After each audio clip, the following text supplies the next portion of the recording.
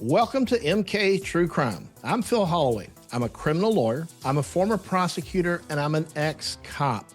I've been in and around the justice system for the better part of 40 years now, and I think I know what good true crime is when I see it.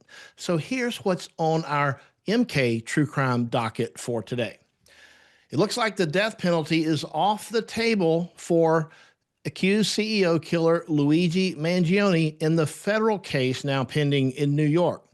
We'll discuss the latest on that and why Luigi Mangione is due back in court later this week in Manhattan.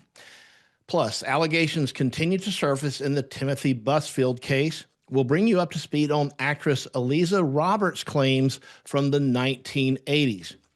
We'll be joined later in the show by retired FBI agent Jennifer Coffindaffer. She'll be here to discuss the disturbing disappearance of Nancy Guthrie. Nancy Guthrie, of course, being the mother of co-anchor of the Today Show, Savannah Guthrie. We'll discuss the latest on the Epstein files release and what that means for Ghislaine Maxwell. Ashley Merchant, my co-host, joins me today from Atlanta, Georgia, where she practices criminal defense. Ashley, let's start with Luigi Mangione. As our listeners probably recall, Mangione is charged with the murder of United Healthcare CEO Brian Thompson. And really, what was a brazen, like on the street, caught on camera, brutal murder back in 2024. And late last week, Ashley, we learned something very important, specifically that Manhattan federal judge has ruled that prosecutors actually cannot seek the death penalty. They said that she would allow all the evidence seized from his backpack to be used, but the death penalty is off the table. And as I understand it, it's because the stalking charges, the judge said, do not meet the federal requirements for a violent crime necessary to invoke the death penalty. Ashley, can you help us make sense of what's going on in this federal case? Yeah, definitely, Phil. There's so much going on in both of his cases, really. I mean, in his federal and his state court case, he's just got a lot of updates. And then we've got updates on people trying to break him out of jail. I mean, crazy stuff going on in New York. But to start with the federal case, so lucky decision, very good decision for the defense. He is not eligible for the death penalty. So basically what the judge said was that he cannot be receiving, he can't even be tried for a death eligible offense. And how it works is he was indicted on a couple different counts. He was indicted on stalking, he was indicted on a firearm offense, and also the murder case. So what happened back in the 70s when the Supreme Court said, hey, we can't have the death penalty anymore. We think it's unconstitutional. It violates the Eighth Amendment. We're not going to let you do it anymore. They then came back a year later and said, well, we're going to let you do it, but you got to have very specific statutes. And those statutes have to make it what's called an individualized decision, meaning that it can't be a blanket decision. All cases that involve a rape and a murder, for example, those are death eligible. What they said was you've got to actually have aggravating factors and mitigating factors. So it can't just be any murder, right? Right. It's got to have something else to it. Yes, it's got to be something more, and what they said really was death is different. So because death is different, there's got to be a different set of rules. One of those things, Phil, for the federal case was a crime of violence. There has to be a crime of violence. And so if the murder happened while you're committing a crime of violence, that makes a lot of sense. Like if you're doing, you're beating someone up, you're doing a murder, the homicide happens while you're in the middle of a rape, for example. That's easy. Where it's not so easy is in this case, where what prosecutors said was he was in the middle of a crime of stalking. And so the question before the judge was, is stalking really inherently a crime of violence? Now I can see, let me interrupt you for that. I can go ahead and see right now in the YouTube comments to this video, we're going to hear that, people who are the victims of stalking, these cases are oftentimes associated with violence, right? Yes. So people who, let's just say that you commit an act of domestic violence, battery against your spouse, right? And you get out on bond and there's this condition that you have no contact whatsoever, but you violate that no contact provision. And in so doing, maybe you commit the separate crime of aggravated stalking in many states, which is what that would be. And then somebody goes and gets further attacked. So are we supposed to say, all right, we look at stalking just purely stalking, or are we able to look at stalking in the context of all the other crimes that typically are associated with stalking, if that makes sense? No, it makes perfect sense. And I think this is the problem that the judge was grappling with. And that's why she said, what did she say? Her decision was strange, and it was going to be taken out of context. And it was really long. It was a really long decision. And they can decide, the state can decide, the federal prosecutors can decide to appeal it if they want. And they Yeah. may do that. I mean, it was like 40 something pages, which is really long. But I think you hit the nail on the head. Stalking, it seems like an awful crime. It seems like a violent crime. And I'm sure we'll have a ton of comments about how atrocious it is. I know in my experience, and I'm sure you do as well, a lot of those crimes do lead to very violent crimes, the crimes of stalking, and it's terrorizing. I think what this judge was looking at was if the crime of stalking in and of itself, Yeah. just stalking, not aggravated, not an actual, a act of violence beyond what Luigi Mangione was doing in this case, if that was enough for the death penalty. And she said it's not. She said it's not enough. Now, I'm sure there's a lot of different feelings when judges are ruling on the death penalty. Death is different for so many different reasons. It's hard. It's hard when you've got a judge considering whether or not to let someone face the death penalty. I think that's got to be a really tough decision. So I think, it's reasonable for a judge, especially in New York, to maybe lean on the side of leniency against the death penalty.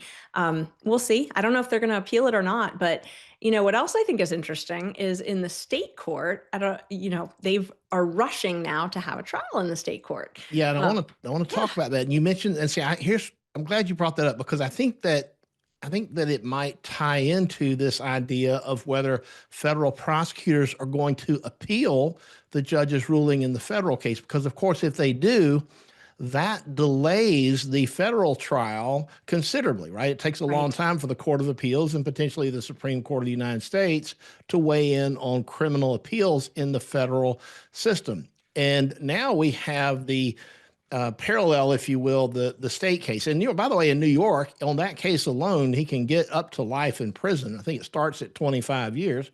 And Right. of course, if he's convicted of the federal offenses, notwithstanding the death penalty, he's probably going to spend the rest of his life in a federal supermax, right? So we are Yeah. just talking about legal minutia here and sort of the inside baseball. But as I understand it, actually, if New York tries him second, that trial might be barred by the double jeopardy clause, not of the United States Constitution, but under New York law. Is that right? I think you have just nailed the what they were saying in their side. They said compelling state interest. That's what the state was arguing. Uh-huh. Why they wanted to have their day in court. Why they wanted the trial before the federal. They just kept saying compelling state interest, and I think you've nailed that right on the head. It's double jeopardy. And a lot of folks, double jeopardy is confusing, and everybody thinks because we see it in the movies, double jeopardy means you can't be tried twice for the same crime. No, it doesn't really mean that. It should mean that, but it doesn't. And the federal constitution is very different than state constitutions. So every single state has a constitution that has a double jeopardy provision in it. Then we've got the federal provision. The federal provision is a lot weaker than the state's constitution. I know that seems crazy, Yeah. but the states have better protection. So typically, I know it's like that here in Georgia, it's like that in New York. If you are tried in federal court, you cannot then be tried in state court. You'd have a very good double jeopardy claim. But if you're tried in state court, the federal system does not have that very good double jeopardy claim. So you could Well, be tried twice. well, look. So just to play devil's advocate about whether it's a good or a bad thing, what we're talking about, folks, is we're talking about something called dual sovereignty. This is a doctrine that the U.S. Supreme Court used to explain how the federal government can prosecute someone even though the state has already prosecuted him under state law for the same events. And the example that comes to my mind for those of us who might be old enough to remember is the Rodney King case out from Los Angeles, where the officers were accused of severe, beating and police brutality case against Rodney King, and there were some acquittals in the California court system. And the federal courts came up and said, well, we're also going to charge you now and prosecute you under federal law. And then they obtained convictions. And so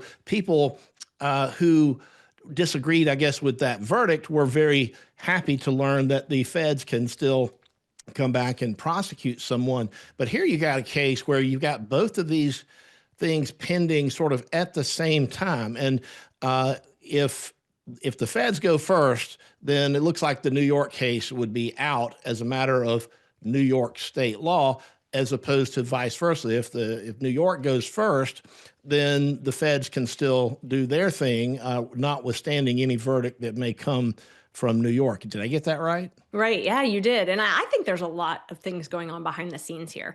I can't help but wonder if the state prosecutors and the federal prosecutors are getting along. I mean, you've got to think the federal prosecutors, these are U.S. attorneys. These are appointed by the executive branch. They're appointed by the president. And the state, this DA's office is one of the ones that prosecuted Donald Trump. Yeah. So I can't imagine there's a lot of cooperation there. I also can't help but wonder if the feds are worried about the state court messing it up. Yeah. I mean, it may be a rush to, you think about it. I mean, what if they messed up some evidence? What if something went wrong? A witness said the wrong thing or something like that. What if they also had pretrial publicity? Because that's a big difference between state and federal court. States allow cameras. Federals and doesn't. well, look, so we have the new news for today as we're recording this show is that the judge in Manhattan has summoned all the parties to come to the courtroom this Friday, February the 6th. The notification did not include a reason for this unexpected court appearance. The prosecutors there had originally asked the judge to set a July 1st trial date, so we don't really know what this is about. And look, you know me, Ashley, we've known each other a long time. I'm always sort of a skeptic and a little bit cynical when I see things like this pop up because, we can always, if we reach a plea deal, we can call the judge's office and we can run a case in sometimes the same day and get a plea deal done quickly before people change their mind. And so I posed the question to you and to our producers before the show is like, do you think this could possibly be maybe is there some kind of a plea deal in the works in Manhattan? Have you given that any thought? Or I'm actually glad you asked me. Outer space here? No, I'm so glad you asked me that because when you asked me that earlier, I started thinking about it and immediately I thought, yeah, that is typically what would happen. This last minute, everybody come to court, nobody's really talking about what's happening. That's typically a plea deal. But then I started thinking about who we're talking about. This guy, if you think about it, he loves the limelight, loves it. And if he took a plea, that's all going to go away. If he goes to trial, I mean, just thinking about who he is and what we've seen from him, he plays to the cameras. He's got what we have another topic to talk about. He had someone trying to break him out of jail. I mean, all the theatrics that we've seen with this guy, I can't help but think he's gonna spend the rest of his life in prison, that he's one of those people that would rather spend the rest of his life thinking about a trial, dragging out a trial, having an appeal, having people write him, all this stuff. If he takes a plea and goes away, he loses all his publicity. So thinking about the type of person we've seen who he is, I can't help but think he's in this for the long haul. Well, maybe he's counting on someone like this Mark Anderson, who you just referenced. He's the guy armed with apparently a pizza cutter. What was it? A pizza cutter and a fork. And he literally tried to get into the federal jail in Brooklyn carrying those items and trying to, I guess they were trying to say he was trying to break Mangione out. Now, I don't know how serious it was. He just goes in and starts throwing paperwork all around and all this. And clearly he's someone who has some type of mental health crisis. I don't think it was a serious attempt to break Mangione out, but hey, maybe Mangione is delusional enough to believe that somebody is going to be his knight in shining armor and bust him right out of the jail. I think so. And I mean, he's getting, he's got this website, he's getting all these fans, he's got online followers, everybody's talking about him. I think he loves that. I mean, otherwise he just sits in his dreary, awful little jail cell all day with absolutely nothing going on. I can't help but think he would much rather get up and go to court, be seen, have the cameras there, get to talk to his lawyer, get to leave his little dank cell. I mean, that seems like the type of person we're dealing with here. So I just can't help but think that that's what he's in it for. He's in it for the long haul. And this guy, I mean, this poor guy, God, why would he, now he's facing all these charges. It sounds like his lawyer said he was very alone in the world. And he's been in the system since he was 13. I mean, how did these people get drawn to Luigi Mangione? It's insane to me.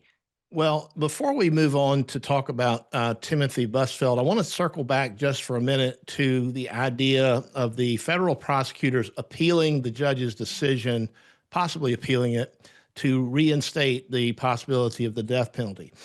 In order to do that, I guess what it would look like is they would just have to file a notice of appeal, and it would go to the Court of Appeals. Probably not the kind of thing that would get the attention of the Supreme Court ultimately, but if prosecutors decide they want to appeal that and they still want to seek the death penalty, actually, what are they going to have to show the Court of Appeals? They're going to have to show that the judge got it wrong. They're going to have to show that this actually is a crime of violence, and it does justify under the statute, under the federal death penalty statute, it does actually justify a potential death sentence. And so that's, they're going to have to prove that it's enough for a crime of violence. And they have these arguments regularly in federal court where they're arguing whether or not a crime is a crime of violence. We've seen it historically with immigration cases where, people were being deported if they were convicted of a crime of violence. And there was a big argument, well, is this a crime of violence? I mean, DUI has been held to be a crime of violence. Misdemeanor domestic violence is a crime of violence.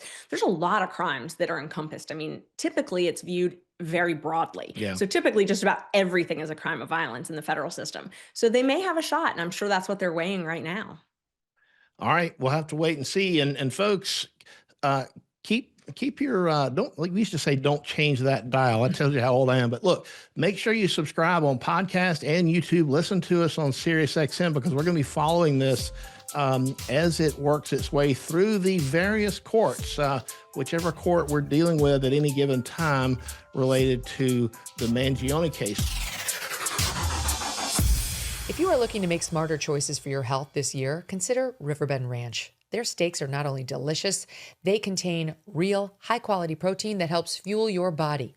Beef is a complete protein and contains all 9 essential amino acids that your body needs to function. It also keeps you fuller for longer, reducing cravings and snacking. But here's the key. Not all beef is created equal. The quality of the beef depends entirely on how it's raised and where it comes from. That's where Riverbend Ranch stands apart. For more than 35 years, Riverbend Ranch has been building an elite Black Angus herd, carefully selecting cattle for exceptional flavor and tenderness. All Riverbend Ranch cattle are born and raised right here in the USA. They never use growth hormones or antibiotics, and the beef is processed at the ranch in their award-winning USDA-inspected facility. No shortcuts, no middlemen, just incredible, healthy, and flavorful beef shipped directly to your home. Order today at riverbendranch.com and use the promo code Megan for $20 off your first order. We've got this Timothy Busfield case, actually, that I've been wanting to talk to you about for a few days now, since some stuff happened and we have some new developments. But just for the audience who might need to be brought up to speed, Busfield, of course, is charged in Albuquerque, New Mexico, with 2 counts of criminal sexual contact of a minor, 1 count of child abuse. The allegations come from his time as a director and producer on the series called The Cleaning Lady, where he's accused of inappropriately touching twin 11-year-old actors between 2022 and 2024. He was released in January of 2026 on his own recognizance, meaning he didn't have to post any kind of a bond. They just let him out on his signature, and he's free to travel at will from one state to the other, but he is required to be supervised by the pretrial release officers in New Mexico. The defense says, look, we strenuously deny these allegations. They've called these things horrible lies. His legal team argues the claims were manufactured as an act of revenge after the children were recast on the show. So I guess it's blaming the victims for having sour grapes, sounds like. Following the charges, Busfield was dropped by his talent agency, and he's actually been edited out of scenes that have already been shot for upcoming programs. So what's going on with Busfield beyond that? I mean, anytime, Phil, you've got someone who has had allegations of a similar nature that span, I mean, what do they span, a decade, I think, in 2 decades, 1994? Yeah. We're talking 2 decades. That's problematic, and I love to take the side of the defense, but this is a problem. I mean, his lawyers have their work cut out for them. Anytime you've got someone who literally for the last 20 years has had allegations on and off, similar allegations of, sexual abuse, whether it's an adult, whether it's a child. I mean, the allegations with Eliza Roberts, who comes from a well-respected family. I mean, it's Julia Roberts' sister-in-law, married to her brother, Emma Roberts. Show business a long time. Yeah, Emma Roberts is her daughter. Like, these are really beloved members of show business. And she's saying that he basically stalked her and harassed her. I mean, the allegations are awful. That she was terrified. I don't know. I just think that's a lot. That's a lot to try and outcome. It's not as difficult. I don't want to say easy, but it's a lot easier to overcome one allegation of wrongdoing. But when you have multiple allegations of wrongdoing, it's kind of like what we saw in Diddy, Phil. People just keep coming out of the woodwork, and it's like, you can disprove one allegation, but how do you disprove 20? Well, normally the rule of law, the general rule is that we don't prosecute people on the basis of whatever their general bad character might be. We don't prosecute them for things they're accused of doing today, for things that they may have done in the past. But there are some exceptions to that, and a lot of these exceptions we find in these in sex cases, right? And in this particular instance, we have Roberts stating that back in oh gosh, she gave a deposition in 1994. And she gave a deposition. This is after Busfield was in the headlines back then when a 17-year-old girl accused him of sexual harassment on the set of Little Big League. We can't go through that whole deposition, but one thing that stood out to me that was in this deposition that's recently been resurfaced, I guess, she says that she met him in a children's bookstore in Santa Monica. She sort of knew him. They'd met a few times, so they began chatting.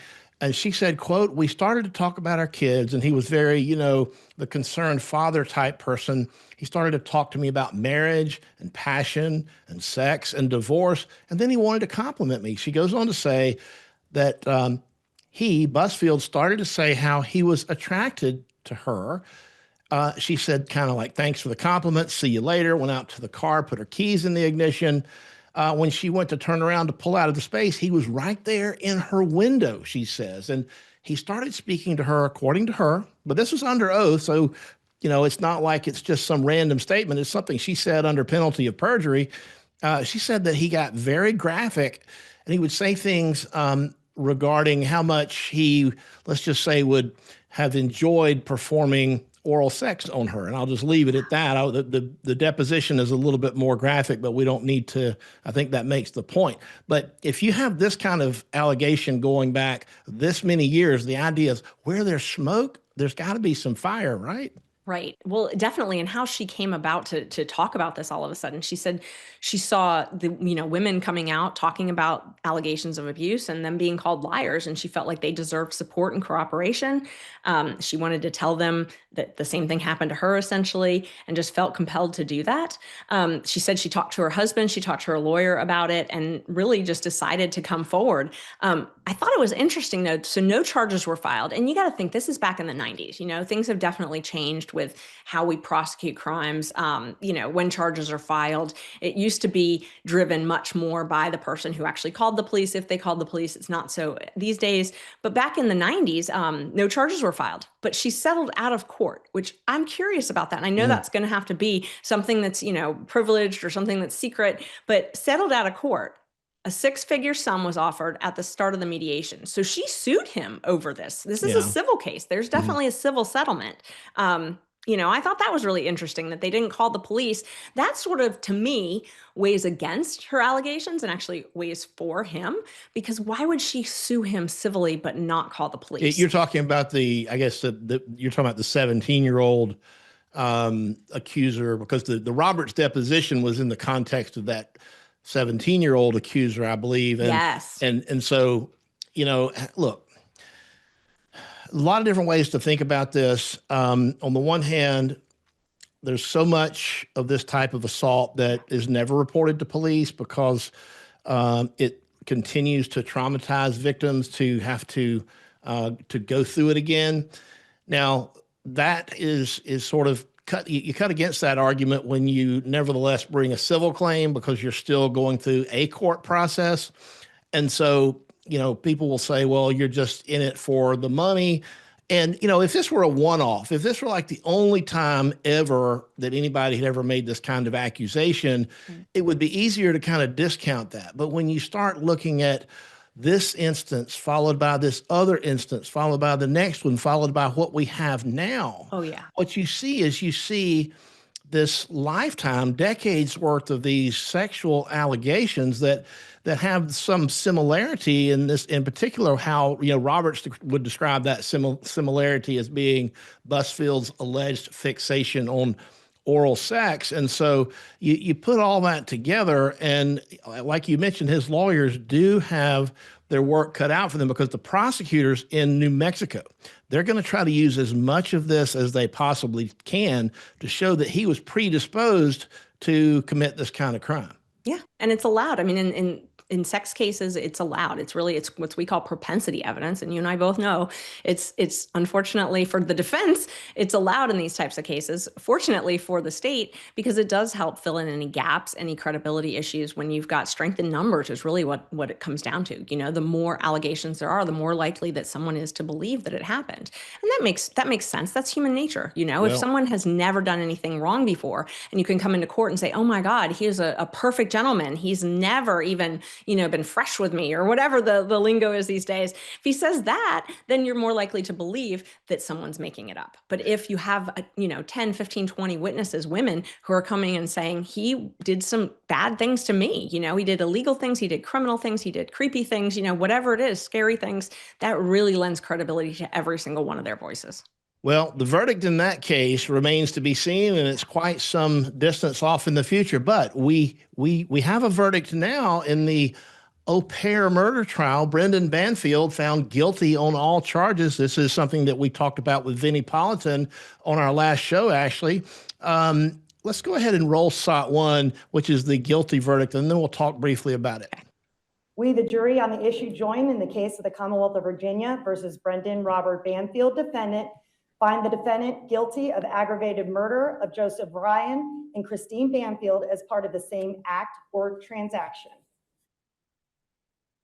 That moment. It's never easy getting a verdict, no matter what side you're on. I mean, I'm really curious, Phil, what's going to happen with the au pair? Is she out already? I mean, I know that the deal was she testifies and she gets out, so are we going to see her walk in the street? Is she going to start doing interviews? Yeah, Vinny was saying when he was on our show, Vinnie Politan, the lead anchor at Court TV, was with us last show.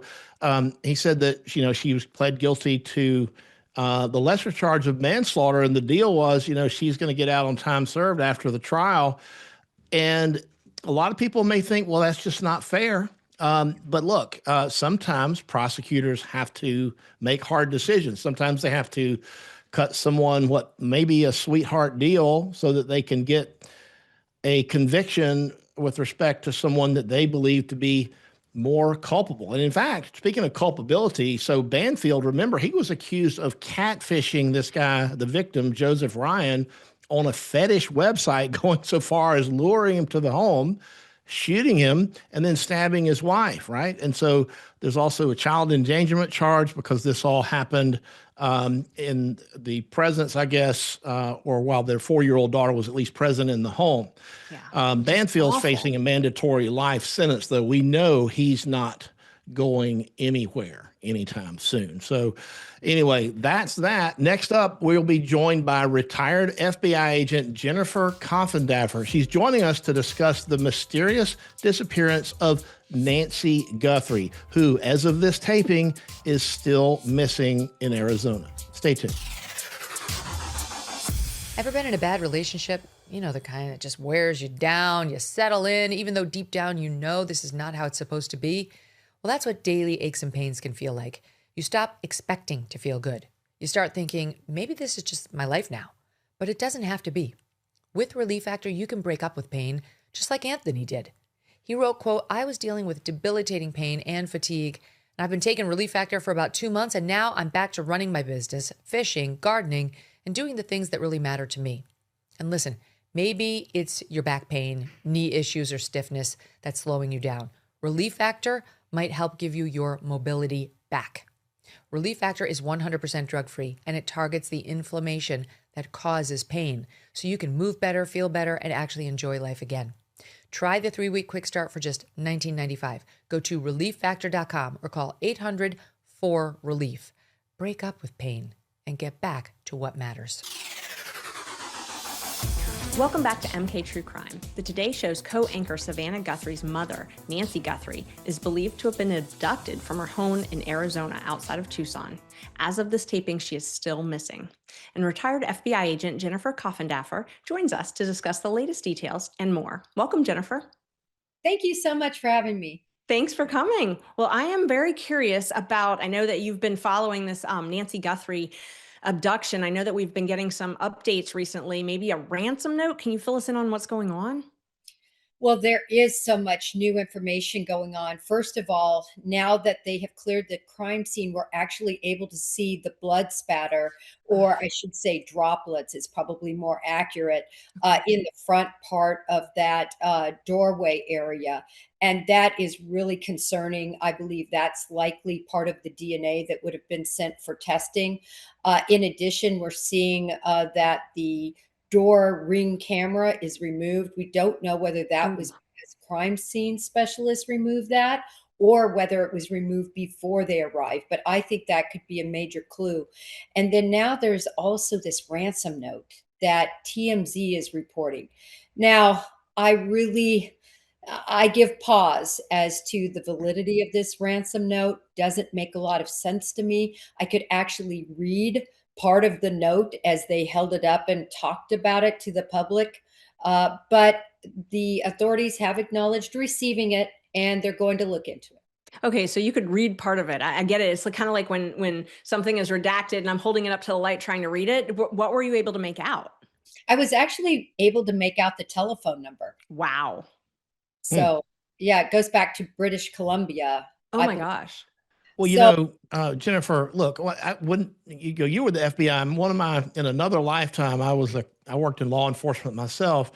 And, when I see people just basically strolling around, these crime scenes, it makes me question, what are they doing to protect the integrity of the scene? You're talking about the video, and I think we're showing some of that here on the screen of some of these blood drops. And I agree with you. It doesn't look like splatter. It just more looks like drops, which, to me, that would suggest someone who's literally just dripping blood as opposed to someone who's bleeding more severely than that. So clearly it suggests someone was injured and taken from the home, but I'm wondering, are we going to have a problem with the integrity of this crime scene now that there's so many people that are having access to it? Well, I am concerned about that. I found it very interesting that only after about a day and a half, they released the crime scene to the family. So at the point that that's done, we all know the integrity of that crime scene and any investigation thereafter is pretty much over. So I agree with you. I think I would have kept that crime scene longer, but they said they were finished. Yeah, it sounds like they're pretty convinced that it's a crime scene. I think we've got SOT 2, which is the sheriff telling everyone that it is actually a crime scene. It was around noon yesterday. We got a call to the Guthrie residence that Nancy Guthrie, 84 years old, was missing. We saw some things at the home that were concerning to us. We believe now, after we processed that crime scene, that we do in fact have a crime scene, that we do in fact have a crime, and we're asking the community's help. Awful. And one of the questions I've got coming out, and see, one thing they said at that presser, and this is whoever wants to answer, this is just a roundtable discussion here, but look, they said that Nancy Guthrie had no sort of cognitive issues. She's in her 80s, right? But she could not walk 50 yards on her own, and there was some medication that she needs to take within 24 hours basically to keep her alive, is how I understood it. So do we know what this physical disability is that basically affected her mobility so much? Well, what I'm making out is that at 84 years old, she just had issues walking. She did use a cane. And in addition, I could see in the photos of her that she has that paper thin skin and a lot of bruising that is usually comes with using a blood thinner like Coumadin. And we know she has a pacemaker, and typically people on pacemakers also used blood thinners. So I believe that it had to do with that, just her age of physical immobility combined with her heart condition. Yeah, probably frailty is what I was thinking, and I mean, 50 feet, I think is what they said was about her max. So, I wonder how whoever it was that did this, was able to get her out of the house, and what, really happened, because she does have those mobility issues.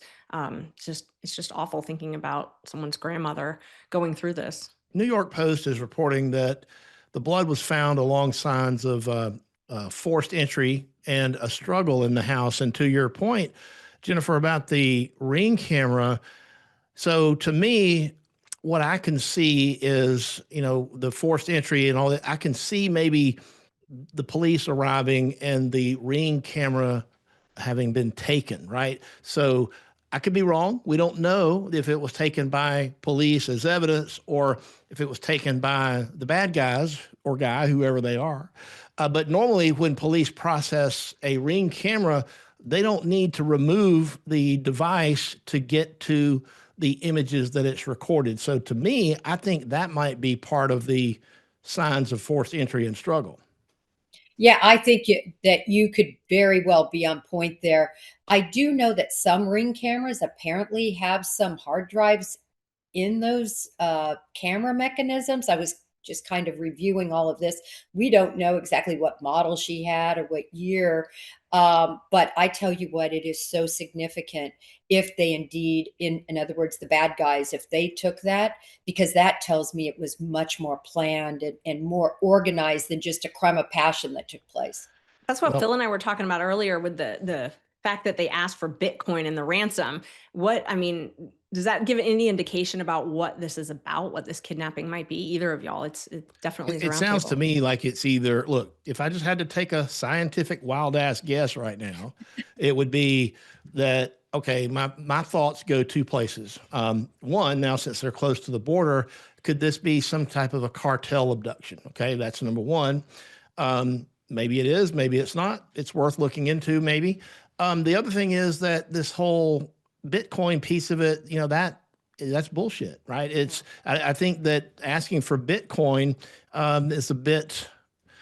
It just doesn't make a lot of sense to me. And plus, it came so late. We're a couple of days into this now. Normally, you're going to provide proof of life, and you're going to say, unless you pay me in money or whatever, pay my ransom, you won't ever see her alive again, or something like that. So they've waited a couple of days. So I'm just thinking that this, what TMZ is reporting about this ransom, might be a hoax.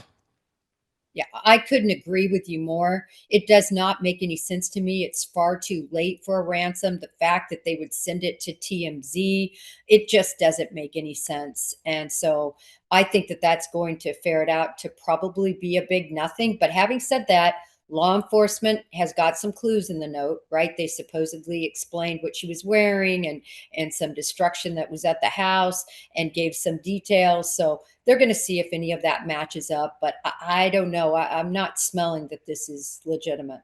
It's like, what is next in an investigation like this? I mean, we know that FBI is going to consult with the local law enforcement. I mean, what is next that they look at? Well, what they need to look at and get their hands on, and today in the presser, they made it very clear that they don't have much of this, and that's video. It seems to me from what they're saying that the providers haven't provided a lot of it, and that could be a problem. He didn't want to blame anybody, but we see that all the time. But these are exigent cases. Yeah. Usually in a situation like this with the Bureau, we could ask for it, get it overnighted right away or sent to us electronically, and then later on follow up with that warrant. So Right. it's really an exigent situation. I can't imagine. And I'm glad the Bureau's finally on board Yeah. because they just have the manpower. They have the number of analysts to sit there and stare at a screen minute after minute and look for video evidence of anybody in that neighborhood and a car. What about the car? Right. You couldn't have just walked out of this neighborhood with her. There has to be a vehicle. Yeah. I mean, Jennifer, can every you case I talk to have us? now has videos. Can you talk to us about what a like a geo fence is, and how that might play into this investigation? I'm so glad you mentioned it because that's another big piece and another reason I think the Bureau is involved in this. And just in layman's terms, basically, they're going to be able to look at what cell phones were being used in and around that house during the time frame. And we have a time frame. It's going to be very near 2 in the morning because that's when her pacemaker disconnected from the Apple Watch, which typically happens due to distance, right? A distance disparagement. I Yeah, it's think it was, Bluetooth. yeah. Yeah. So as soon as she's taken, that cuts off. So we have the time frame. So that's they need to be getting that geofence right away. Well, the neighbors also, like most people have some type of video around their house these days, maybe 90%, whatever. But so the neighbors, I mean, normally they would cooperate. Law enforcement would canvass the neighborhood. They go door to door saying, hey, can we check your security cameras? And most people will cooperate, right? These are like, oh my God, my neighbor's missing. How can I help? I know in my neighborhood, when there's any vandalism, we have this mass email that starts going around. Everybody pulls their video and we start sharing it with ourselves. And so they're doing the same thing. Undoubtedly, there's cooperation. I just don't understand what would be taking so long, assuming there is that cooperation. I think from the legal standpoint, of course, as you know, is it's fine if somebody wants to turn it over, but you got to make sure that legally all of that is lined up, that you have the proper warrant for that information. In other words, somebody's house that you keep your chain of custody squared away. And so, but I agree with you, just even being able to go in there and view it in the presence of the individual while you get that warrant and what you need to get to ring is critical because those I mean, look at how long they took. It was 11 o'clock till this was reported. She was last seen around 9:45 that evening. 2 o'clock likely is when she was abducted. My gosh, that's just an So eternity long. of enforcement. She could be in another country by now. I mean, it's just so long. It's so sad. Mhm. Well, look, we all pray for a happy result. In the picture we're showing on the screen now, you can see that cane that Jennifer was talking about there. And so, yeah, you can see the mobility problems, and every minute that goes by is just absolutely critical. Um, Unfortunately, I think the statistics are not good once you get past a day or so.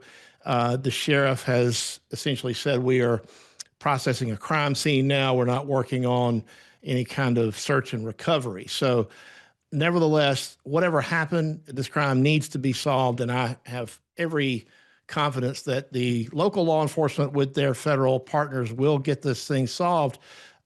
We could know something in a matter of a day or two as far as what actually happened to her. Yeah, Yes, hopefully. I hope so. So we wanted to talk to you also about one of everyone's favorite topics, the Epstein file release. Miss Mhm. Maxwell is back in the news. So just a reminder for everyone listening, Ghislaine Maxwell was found guilty in December of 2021 of 5 of 6 counts, including sex trafficking of a minor. She's essentially serving a 20-year sentence in federal prison, but recently she filed a habeas, which gives us some new tidbits. So she's back in the news for a couple reasons. One of them is she filed this habeas, which had some interesting things I want to talk about in a minute, where she's saying that 29 something people had some secret settlements. And so we want to get your thoughts on that. And then also, some of the Epstein files that have been released are giving us a little bit more insight into her role and just how elaborate her role was and everything that was going on. So I just want to get your thoughts on that. If we could just start with, these new files that are released. Every day we get a little bit of additional tidbits from the Epstein files. Right. At 3 million tidbits, right? There's so much to go through, so much video. Uh, Unless you have a huge staff to go through this, it's just almost impossible to get through. But of course, different people, different things are coming out. And for me, one of the things that I've just never been able to wrap my head around is why Ghislaine, or I'm sorry, I always say that wrong. It's Ghislaine. I Why know. I want to say it phonetic. Why Ghislaine Maxwell has had such, uh, let's just call it kid glove treatment. And I understand if they're working a deal with her. I mean, we do that all the time and we offer up things, but the cart's before the horse here. I want to see some charges. I want to see people being arrested. I want to see some proof in the pudding. Instead, we get the treat before we get what she did. Right. And you're talking about her prison conditions. I mean, she's in a, a fancy prison, got moved from the one that she was in that was already kind of fancy. I mean, she's definitely getting some better treatment than the typical sex trafficker who's serving 20 years in a federal prison. Definitely getting that. So you think that she's giving some insider information and helping the government still? I mean, that's the only Yeah. reason that Yeah. they moved her from Florida to this basically a boot camp in Bryan that has virtually no security and, service dogs and meals and all these special accommodations for her. But again, that's nothing you typically do in advance of help. You do it You know, senior officials from the Justice Department went down and sat down with her, and I presumably did some kind of a proffer or a debrief where, maybe she spilled her guts as to what she might know, and then almost immediately, within a matter of days or so, she gets these better treatment, right? And you juxtapose that with what we're seeing now, which is that she was much more sort of involved and sort of like closer to the actual Epstein trafficking operation. There was a deposition that she gave back in 2015. And now we've got some video that's been released from this. And I want to show it in a second, but my take on it is that you can see from this video that she seems to be sort of not completely forthcoming. And she, if this is what her cooperation turns out to look like now, she certainly doesn't need the special treatment. Let's go with SOT 3, which is her deposition from 2015 when she was asked if Epstein had a scheme to recruit underage girls for sexual massages. As far as I'm aware, a professional masseuse showed up for a massage. There is nothing inappropriate or incorrect about that. And your mischaracterization of it, I think, is unfortunate. Did Jeffrey Epstein have a scheme to recruit underage girls to use them for purposes of sexual massages? Objective form and foundation. Okay, I'll speak again, please. Sure. Did Jeffrey Epstein have a scheme to recruit underage girls to use them for sexual massages? Objective form and foundation. Can you ask it a different way? Did Jeffrey Epstein have a scheme to recruit underage girls for sexual massages? Objective form and foundation. If you know. So, I don't know what you're talking about.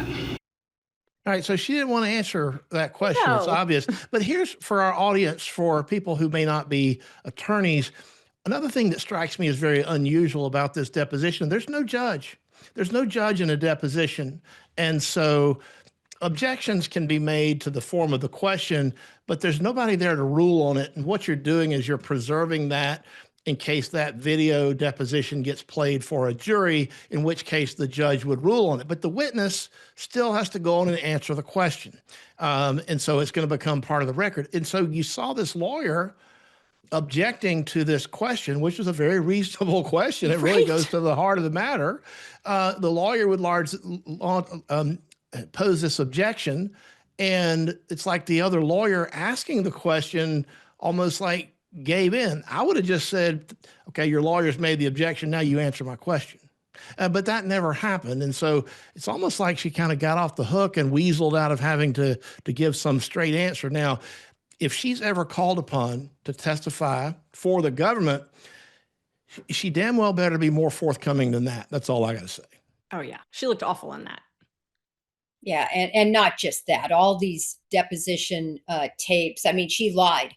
I believe she actually pled guilty, or I'm sorry, was found guilty of lying, as I recall. Isn't there a false statement charge Yeah. that she was? So, I mean, you have to consider that when you have a crime of moral turpitude, they call it. You can be a drug slinger and you can be a murderer, but are you a liar? Have you done something that's fraudulent? And whenever you put somebody up on the stand who is a proven liar, it just completely, they have no credibility, and she has no credibility. So you have to consider that when making a deal with the devil, and she's the devil. Look, she was right in the middle of all of this with Epstein. In fact, in my opinion, no worse than Epstein. And it's really amazing that she's getting such a pass like she's getting right now. Jennifer, I'm really speaking of surprised. deals, Ashley mentioned a few minutes ago that, Maxwell is still trying to she's still trying to win her legal case. And now she's trying to do it by way of a habeas corpus petition, which is a collateral attack on the conviction. And she says in her habeas petition, let's see, there's 4 named co-conspirators and 25 men with what she says are secret settlements, whatever that means. And they were not indicted as part of the investigation. And it's not clear who those 29 individuals referenced in the petition are. So the question that raises for me is, who did they make, besides who are they, who did they make a deal with? I mean, is this some kind of was there a civil claim against Epstein or against Maxwell, against the estate, both? Or was this some kind of deal made with the government not to prosecute these people if they maybe kept their mouth shut or something else? I'm very concerned about these, if this is true, these secret settlements. And look, I don't always believe Ghislaine Maxwell, and I don't always believe what lawyers put in pleadings either.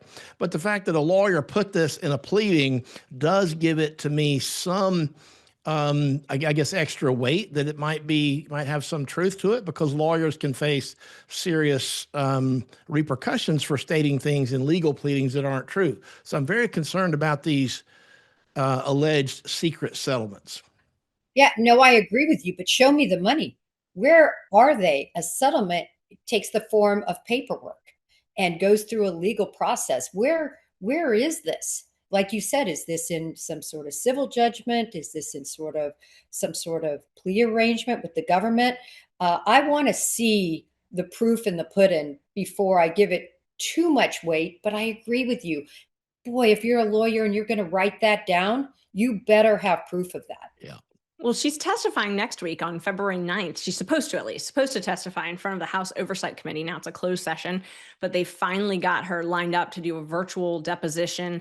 Everyone thinks she's going to plead the Fifth. That's what's expected, because she had some wild demands for immunity. But I wonder if they're going to ask her about these 29 co-conspirators, because, she can plead the Fifth to things that are incriminating to her. But if she's got knowledge about someone else having a deal, I mean, I would make an argument that that's not pleading the Fifth, because it doesn't tend to implicate herself if she's got knowledge about these secret deals. So I'm curious if they're going to press on this at all, and if we'll get any more information about this testimony. Well, it's going to be in a secret hearing. I mean, we talked about this the other day with this nonsense with the secret courts out in Idaho. Now we got, the secret testimony. And this is something that's always bugged me, these closed they hype these hearings. Why? And then they do it behind closed doors and don't tell you what the hell anybody says. Right. But what won't be secret is when she has a hearing on her habeas petition, she's made claims. She's going to have to put up or shut up. And her lawyers, by the way, are going to put up or shut up about these so-called secret settlements. I don't know when that hearing might be, but we'll find out soon enough. I guess it's going to be, now that she's in Texas. So if she files a habeas, I guess it would have to be in a Texas federal court. Mm-hmm. Mm-hmm.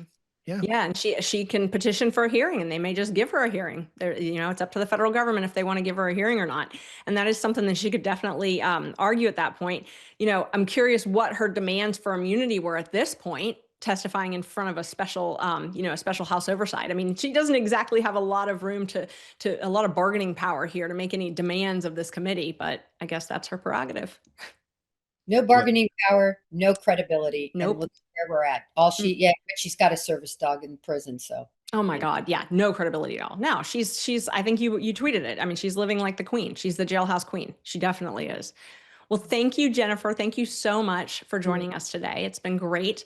Next up, we have your mail and our closing arguments. But remember, we want to hear from you. So please email us your comments, your questions, your story suggestions, things you want us to look into at mktruecrime@devilmaycaremedia.com. We'll be right back. International disputes, inflation, rising national debt, digital currency. There is a never-ending list of reasons that gold has risen over 700% in the last 20 years. And a never-ending list of reasons smart Americans diversify a portion of their savings into precious metals with Birch Gold Group. Gold can thrive during uncertainty, which is why it's a crucial part of a balanced strategy. It gives you peace of mind, given all the events that could impact the U.S. economy. See if holding gold in a tax-sheltered retirement account is right for you. Birch Gold can help you convert an existing IRA or 401k into an IRA in gold. Just text MK to the number 989898 to receive your free info kit on gold. There's no obligation, just useful information. With an A+ rating from the Better Business Bureau and tens of thousands of happy customers, consider letting Birch Gold help you diversify with gold, so you too can have peace of mind regardless of the uncertainty. Text MK to the number 989898. Welcome back to MK True Crime. Ashley and I are going to get to our closing arguments in just a few minutes, but first, and this is something that I've been wanting to get into on this show ever since we started MK True Crime last August. You and I go back a long way, and we have done a lot together in the media. Cases and things have just sort of intersected in our legal lives, and one of them is what we had a request about.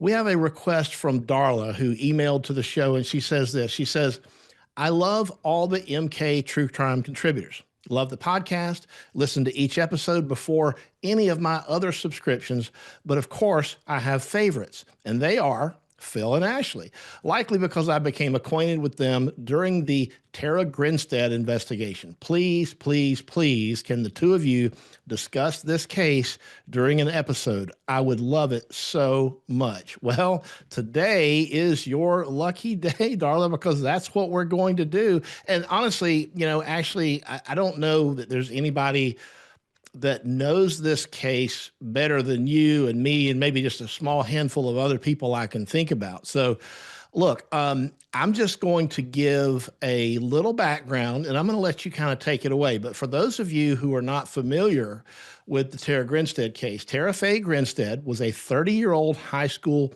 history teacher and former beauty queen from the small town of Osceola, Georgia in Irwin County. She disappeared from her home on October 22nd, 2005. She was last seen attending a beauty pageant and then a barbecue the following evening. On October 24th, when she failed to show up for work at the school, police found her cell phone in her house, along with her car outside, but no signs of forcible entry or apparent signs of a struggle. Her purse and her keys were, however, missing. She was later declared dead in absentia in 2010.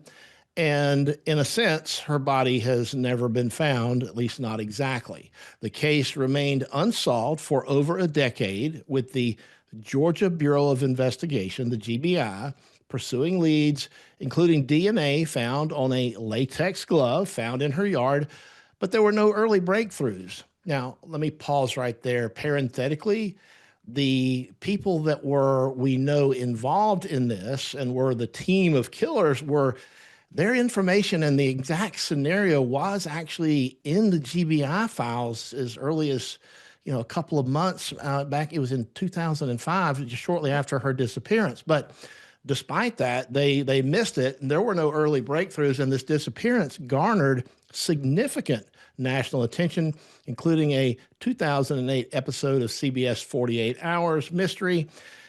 However, public and investigative interest exploded in 2016 and 2017 due to season 1 of the true crime podcast called Up and Vanished, of which I was a contributor, and Ashley was also a regular guest. It was hosted by my friend filmmaker Payne Lindsay. The podcast re-examined the cold case in detail. It's said to have generated new tips and reignited scrutiny. A lot of scrutiny was aimed at the GBI, by the way. Some officials and some people credited the media, in particular that podcast, with contributing to the breakthroughs and the 2017 arrest, because in February of 2017, based on a tip linked to that renewed interest, Ryan Alexander Duke, a former student of Tara Grinstead's, was arrested and he was charged with her murder. He initially confessed to breaking into her home to steal money, striking her during a confrontation, thereby causing her death, and disposing of her body with the help from his friend, Bo Dukes, no relation to Ryan, who allegedly burned it on a pecan farm. Some say pecan, I say pecan, but nevertheless, that's where this whole thing ended. And Bo Dukes was arrested shortly after for concealing her death, hindering apprehension of a felon, and tampering with evidence. Now, Bo Dukes was tried in 2019. He was convicted of covering up the murder. That's called concealing a death, tampering with evidence, and he was sentenced to 25 years in prison. Now, here we get to Ryan Duke, who, as you'll find out in a moment, turned out to be Ashley Merchant's client. His murder trial began in May 2022. After various delays at the trial, Duke recanted his confession on the stand. He claimed that he falsely admitted guilt to protect Bo Dukes and that Bo was the actual killer. On May 20th, 2022, the jury acquitted him of malice murder, felony murder, aggravated assault, and burglary. The jury did, however, find him guilty of concealing a death for which he received the maximum sentence of 10 years in prison.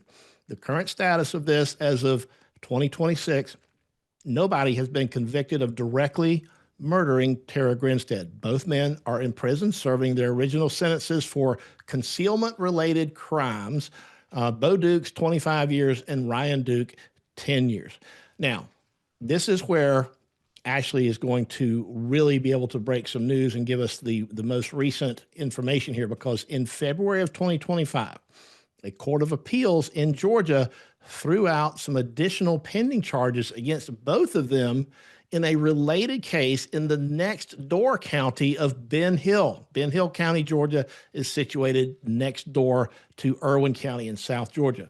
The Court of Appeals ruled the prosecution had waited too long and the statute of limitations barred the prosecution of both of those defendants in Ben Hill County, but it did not impact their other convictions. The case remains one of Georgia's most notorious, arguably unsolved homicides in terms of the killer's identity. But actually, I think I know who really killed Tara Grinstead. I think you know who you think really killed Tara Grinstead. So drum roll, please.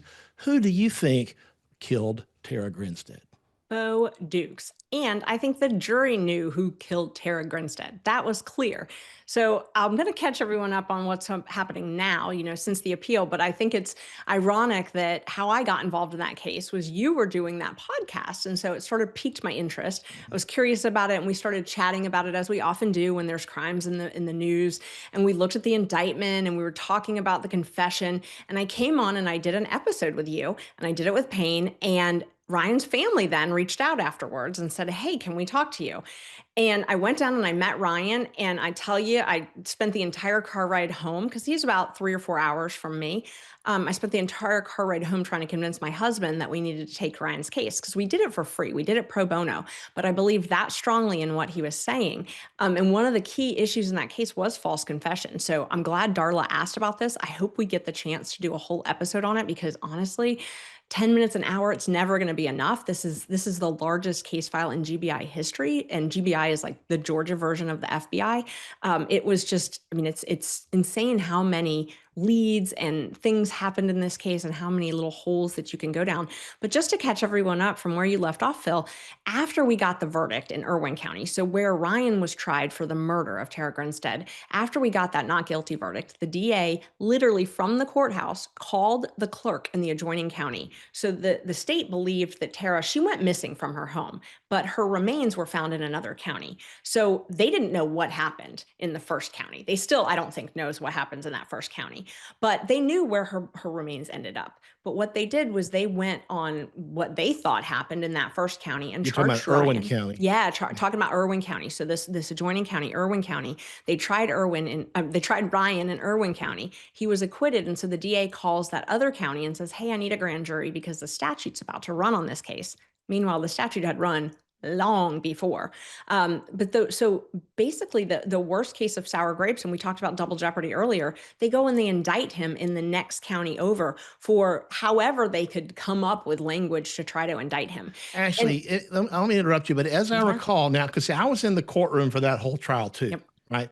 Yeah. And I remember very clearly in closing, the prosecutor said to the jury that, and this is after your client Ryan had testified, the prosecutor said that, Mr. Duke, you're only up here admitting to your role in this, that what you say your role is, because you know that we can't prosecute you anymore in Ben Hill County based on the statute of limitations. But lo and behold, right after the verdict, they go back and they do that very thing, or they try to, until you beat that at the Court of Appeals. Oh, exactly. That's exactly right, Phil. I'm glad you brought that up. So that was one of the things that we actually argued to the judge. Hey, they shouldn't be allowed to argue this in closing arguments because it's not really relevant to the jury whether or not he can be prosecuted in another county.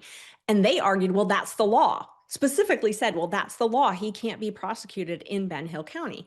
And then meanwhile, they turn around right after they get the not guilty verdict and they indict him in Ben Hill County, where they had just argued to the court they could not prosecute him because of the statute of limitations. I want to just to break. I want to show, if we can look and listen to SOT 6. This was actually has had lots of memorable moments in American legal jurisprudence.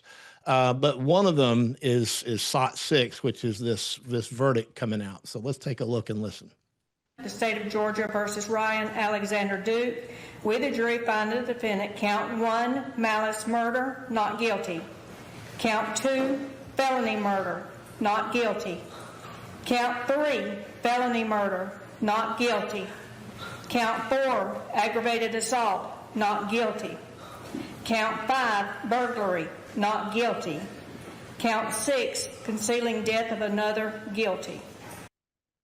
I have goosebumps even listening to it. I mean, remember that day like it was yesterday. And so our producer was good enough, Natasha, she pulled together some video that kind of, it can encapsulate sort of how we get here. Remember, folks, we got these two guys. We got Ryan and Bo, right?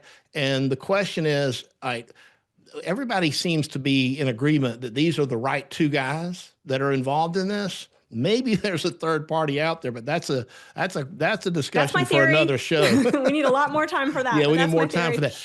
But everybody seems to be in agreement that these are both criminals and they both were involved in this, but in different capacities. And so my personal theory has always been the cops got it wrong. They charged the wrong guy with the murder, but hey, they did have a confession.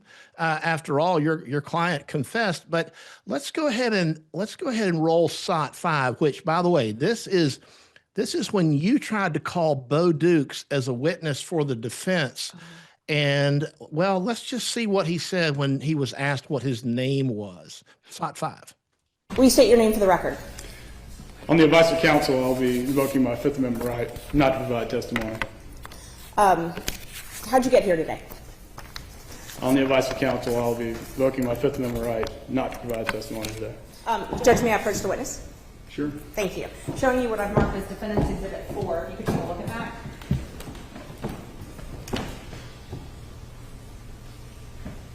Do you recognize that document? On the advice of counsel, I will be invoking my Fifth Amendment right not to provide testimony today. Mr. Duke, do you intend to invoke your Fifth Amendment right to every question? I do, Your Honor. Any reason to continue this? No, Judge. You be excused. All right, so he wouldn't even answer who he was, right? And so actually, I want to go ahead and hit SOT 4 because you want to juxtapose that testimony from Bo Dukes with your client, Ryan Duke, who's testifying about his role in this. So let's go with SOT 4. Once the wood's stacked up, what do y'all do next? Bo tells me to help him put her on the wood. And did you help him? I did. Move the body? I did. And once you place the body on the wood, what happened next? I'll back out, almost out of the clearing, kind of. You back out like you mean you walk back out? Yeah, I told Bo, I can't be here. You got to take me home. What happened next? He just started putting wood on top of it. And then what happened? He lit her on fire. All right. So there is Ryan Duke telling the jury under oath what he says his involvement was in the case. So, look, there may be, and I'm sure there are people who think he was lying to save his skin. But what I can tell you is that when the jury saw that testimony, as opposed to Bo Dukes, who comes in, wouldn't even, he took the fifth on what his name was and how he got to court that day. Right. Yeah, and so it's just a question of who does the jury believe? And honestly, you guys did a great job, and you presented, in my view, the more plausible scenario as to how this went down. And when I get to my closing, I'm going to talk more about venue. But tell us what happened with venue and how your client was convicted of essentially concealing a death in Irwin County, when what his testimony was is that he concealed the death next door in Ben Hill County. Yeah, it's one of those things that happens a lot of times with jurors. They're trying to do the right thing and they don't necessarily understand the law. And we don't have the opportunity to really answer their questions like we want to after they get the case. And they really wanted, I mean, he admitted that he assisted in concealing her death. And, you know, he was very honest about that. And they wanted to find him guilty for doing that. And they thought that just because he had done that in an adjoining county, that they could find him guilty in Irwin County. And so after the verdict was rendered and they were able to ask questions, they told us, they were all very honest about it and said, well, we don't think he did it in Irwin County. We think he did it in Ben Hill County, but we figured that the lawyers and the judge would fix that if we got it wrong. And we didn't really understand the law. So just because we knew he did it in an adjoining county, we thought we would find him guilty on that and fix it. And, you know, at that point, I mean, he had done the concealing of a death. So it wasn't like we were really disputing the fact that he was guilty of concealing her death, and he felt awful about it. He would have pled guilty to that from day one. But, you know, it's frustrating because we're not able to explain those nuances to the jury, and they wanted really hard to get it right. And, you know, they got it right in their own minds, but he did get convicted of that. And he is actually still in custody. It's interesting how they treated his case. Another call beyond just the grand jury, the prosecutor also called the parole board right after this happened. And typically on a concealment charge, you would serve 18 months, maybe something like that. At the time of trial, Ryan had already been in custody for over 5 years. So typically he would be out, but he was given the max sentence of 10 years. And when he went into the state system, typically you would be paroled immediately on that. They have what's called a guideline. It's like a grid, you know, 99.9% of cases follow that, but the prosecutor made a call and made sure that he was taken off of that grid. So he actually was not able to even be considered for parole because of that call the prosecutor made. So if he serves all of his time, he'll be out next year and he will do 10 years to the door, which is unheard of. Now, if we get an appellate ruling, which is actually due within the next month, he could be released earlier. And that appellate ruling is as to what issue? That's in the Irwin County where I was talking about the jury who said, hey, we thought he did it in Ben Hill. It's to that issue and also the statute of limitations. Because remember, they knew about what happened, you know, 17 years earlier, and they did not prosecute the case. So the statute of limitations is 4 years for these crimes. Yes, I've always felt that there's the statute of limitations ran on all this because, as I mentioned in sort of the intro to this segment, despite having in 2017, the GBI said neither one of these guys was on our radar. Turns out their names and this scenario, how this happened, was in fact contained in reports that were buried and overlooked and lost in the GBI's files. But look, it's time for us to get into our closings. And so for my closing, I'm going to talk some about venue, but I'll go ahead and let you go first with your closing, Ashley, and then I'll explain a little bit more about how I think venue plays into this case. Okay, that sounds good. And as you can all tell, Phil and I like talking about the Tara Grinstead case. It's one of those cases that's got a lot of different things that are going on with it and a lot of different topics to talk about. So definitely let us know if there's something you want us to cover with that case, and hopefully we'll get enough interest and we'll do a whole episode on it.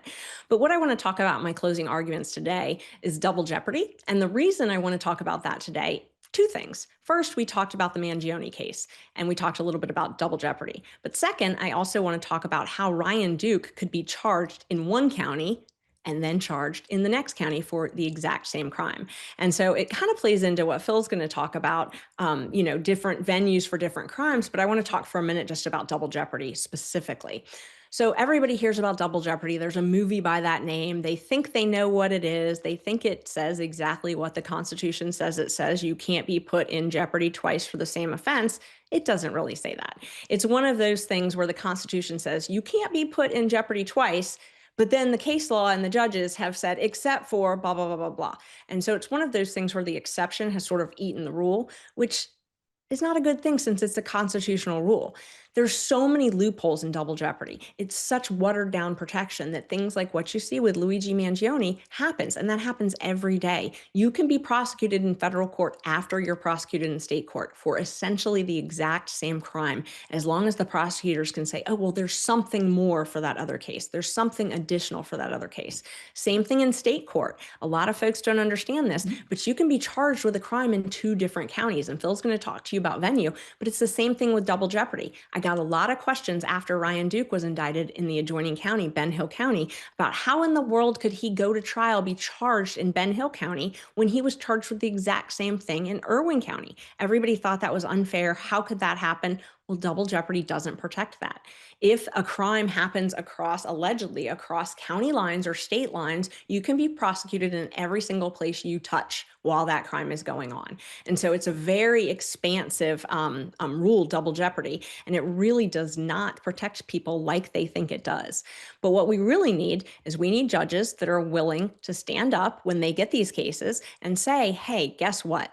I believe what the Constitution says. I believe you should not be put in jeopardy twice for the same offense. And I am not going to bend and stretch the law to allow prosecutors to charge the same crime over and over again. And even if you're a law and order lover, even if you are, that is where you lie on this spectrum, it still makes sense that you should want double jeopardy protections. Why? Why should the state get two bites at the apple? We want justice. If the state cannot convince with all of their resources a jury that someone committed a crime, why should they be able to keep trying and trying again? That's how you end up with innocent people in jail. So hopefully everyone knows a little bit more about double jeopardy. Thanks for joining.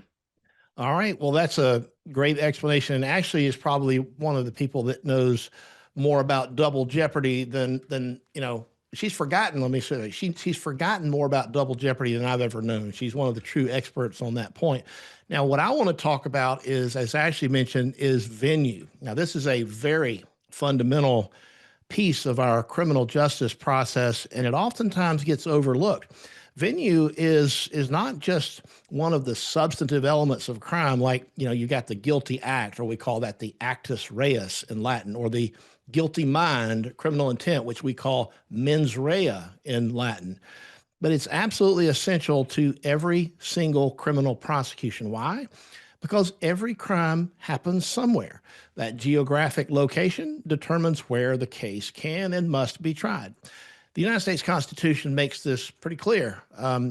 Article 3, Section 2 requires criminal trials to be held in the state where the crime was committed. And then the Sixth Amendment picks up and says the accused has the right to an impartial jury of the state and district, think county, wherein the crime shall have been committed. For example, in Georgia, where Ryan Duke was tried, the state was obligated to prove that each alleged offense took place in Irwin County, including the charge of concealing a death for which he was convicted. But the evidence was that the concealing of a death happened in the next county over, Ben Hill County, which is part of why Ashley has her pending appeal. So venue is not just a technicality. It's about fairness. It's an essential element of the crime, and it must be proven beyond a reasonable doubt by prosecutors. A defendant should not be dragged hundreds of miles away from witnesses or evidence or community context, for example. The local jury should reflect the area that was affected by the crime. That's sort of the idea behind venue. And as I said, in court, government must prove venue was proper in each and every case, in each and every count, in each and every case. If they fail to establish it and prove it beyond a reasonable doubt, the jury must find the defendant not guilty. Improper venue denies due process and risks an unfair trial, and it risks wrongful convictions. The bottom line here, if there's no venue, there's no valid prosecution. It is not merely an element of the offense, it is an indispensable requirement for justice. And with that, we'll leave it here for this episode of MK True Crime. Make sure you listen on SiriusXM every time you can on the Megyn Kelly channel. You'll find us there. Make sure you subscribe on podcast and on YouTube, or all of the above. I want to say a very special thanks to our guest, Jennifer Coffindaffer, and to my co-host, Ashley Merchant. Thank you all for joining us, and we'll catch you here next time at MK True Crime.